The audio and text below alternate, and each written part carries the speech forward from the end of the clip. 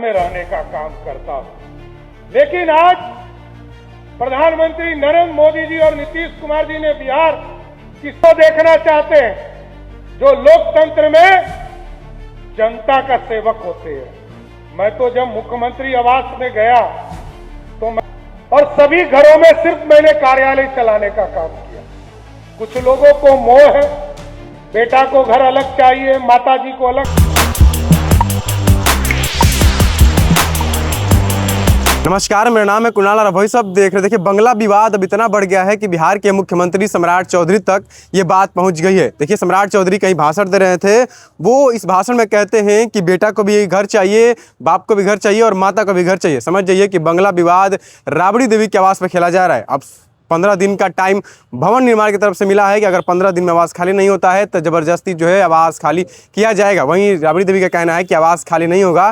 सम्राट चौधरी पूरे बिहार के पूरे केंद्र की पुलिस लगा ले फिर भी हम आवास खाली नहीं करेंगे। सम्राट चौधरी ने साफ कहा है कि आवास किसी की बपौती नहीं होती है। पहले सुनिए सम्राट चौधरी क्या कुछ कहते हुए नजर आ रहे हैं। मैं आपको बताना चाहता हूं, कुछ लोगों को चिंता लगती है कि हमारा घर हमारा बचा रहे। मैं तो पिछले 10 वर्षों से 2016 से लेकर 2026 तक मैं कई बार मंत्री बना, कई बार उप मुख्यमंत्री बना, बिहार का गृह मंत्री भी रहा, लेकिन मैं सरकारी घर में नहीं रहता था। मात्र 2400 स्क्वायर फीट के घर में अपने घर में रहने का काम करता हूं। लेकिन आज प्रधानमंत्री नरेंद्र मोदी जी और नीतीश कुमार जी ने बिहार की सेवा करने का मौका दिया है। सर, मैं तो अब पहली बार नीतीश कुमार जी को धन्यवाद देता हूं। नीतीश कुमार जी को कोई नोटिस नहीं गया। नीतीश कुमार जी को सिर्फ उन्होंने कहा कि अब मुख्यमंत्री सम्राट चौधरी हो गए। मैं 15 अप्रैल को मुख्यमंत्री बना और मैं नीतीश कुमार जी को धन्यवाद देता हूं कि 1 मई को उन्होंने अपना सरकारी घर खाली करके दूसरे घर में चले गए। यह है सुचिता का परिचय। लोग उनको देखना चाहते हैं जो लोकतंत्र में जनता का सेवक होते हैं।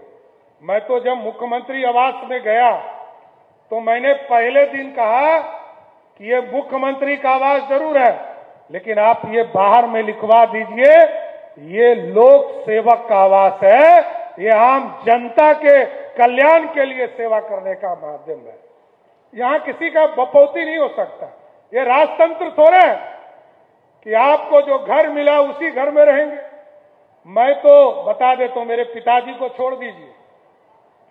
मैं 1999 में आया सरकार में मंत्री के तौर पर। आज जिस घर में मैं हूं, ये मेरा 11वां घर है। मैं मात्र 3 घर में मैं स्वयं रहा और सभी घरों में सिर्फ मैंने कार्यालय चलाने का काम किया।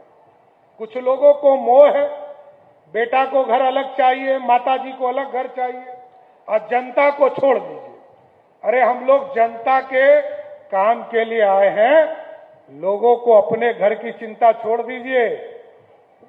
और जिस दिन पार्टी और हमारे नेता कहेंगे कि आपका काम यहीं पर समाप्त होता है, मैं आपको स्वस्थ करता हूं, सम्राट चौधरी 24 घंटे में अपना झोला उठाकर अपने प्राइवेट घर में चला जाएगा, कभी सरकारी घर में नहीं रहेगा।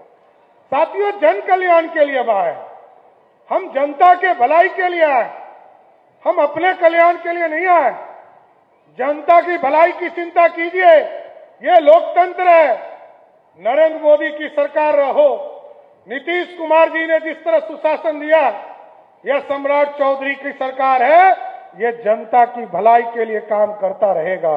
इतना जरूर आश्वस्त करता हूं कि आज शेखपुरा की जितनी भी समस्या। तो सुना आपने, सम्राट चौधरी ने साफ कहा कि सबको आवास चाहिए, लेकिन एक नीतीश कुमार जी है जो मुख्यमंत्री पद से हटते ही तुरंत 1 मई को अपना आवास खाली करके दूसरे घर में चल गए।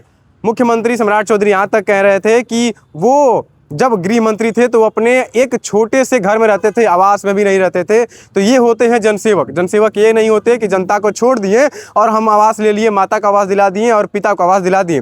तो समझ जाइए कि अब सम्राट चौधरी भी बंगला विवाद में आ गए हैं। बिहार के मुख्यमंत्री हैं, साफ तौर पर उनका कहना है कि सबको जो है आवास चाहिए। अब देखना होगा कि आवास 15 दिन के बाद खाली होता है कि नहीं। वहीं आरजेडी के कार्यकर्ताओं का कहना है कि आवास खाली नहीं होगा, पूरे बिहार में आंदोलन होगा। वहीं आरजेडी के विधायकों का कहना है कि अगर राबड़ी देवी का आवास खाली होता है तो हम भी अपना आवास त्याग देंगे। तो देखना होगा ऐसा कि अगर राबड़ी देवी आवास खाली करती हैं तो क्या राजद के विधायक जो है अपनी आवास खाली करेंगे। बहुत बहुत धन्यवाद। चैनल को सब्सक्राइब करें, सब्सक्राइब लाइक करें।